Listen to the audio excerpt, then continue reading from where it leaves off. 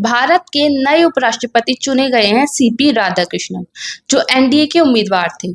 उन्होंने विपक्षी गठबंधन इंडिया के प्रत्याशी सुदर्शन रेड्डी को 152 वोटों के अंतर से हराया। यह चुनाव 9 सितंबर को संसद भवन में हुआ, जिसमें कुल 767 सांसदों ने वोट डाले। इनमें से 752 वोट वैध पाए गए, जबकि 15 वोट अमान्य घोषित किए गए। एनडीए के पास कुल 427 सांसदों का समर्थन था। वाईएसआर कांग्रेस के 11 सांसदों ने भी राधाकृष्णन को वोट दिया, यानी कुल 438 वोट होने चाहिए थे, लेकिन उन्हें 452 वोट मिले, जिससे ये साफ हुआ कि कम से कम 14 विपक्षी सांसदों ने एनडीए के पक्ष में वोट किया। यह क्रॉस वोटिंग विपक्षी एकता पर सवाल खड़े करती है।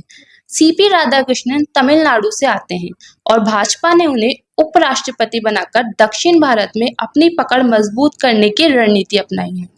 तमिलनाडु और केरल में 2026 में विधानसभा चुनाव होने हैं, जहां भाजपा की स्थिति कमजोर रही है। इस नियुक्ति से पार्टी को भावनात्मक और राजनीतिक समर्थन मिलने की उम्मीद है।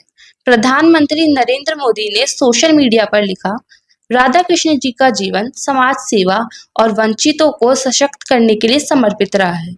मुझे विश्वास है कि वह एक उत्कृष्ट उपराष्ट्रपति साबित होंगे। राष्ट्रपति द्रौपदी मुर्मू ने उन्हें बधाई देते हुए कहा कि उनका अनुभव राष्ट्र के लिए उपयोगी साबित होगा। विपक्षी उम्मीदवार सुदर्शन रेड्डी ने परिणाम को लोकतांत्रिक प्रक्रिया का सम्मान बताया और राधाकृष्णन को शुभकामनाएं दी। पूर्व उपराष्ट्रपति जगदीप धनखड़ ने जुलाई में स्वास्थ्य कारणों से इस्तीफा दे दिया था। इसके बाद यह चुनाव हुआ, जिसमें एनडीए ने राधाकृष्णन को मैदान में उतारा। इस चुनाव में भाषा या क्षेत्र की बजाय विचारधारा हावी रही। तमिलनाडु की डीएमके ने तमिल नेता राधाकृष्णन को वोट नहीं दिया, जबकि टीडीपी और वाईएसआर-सीपी ने तेलुगु भाषी रेड्डी को समर्थन नहीं दिया।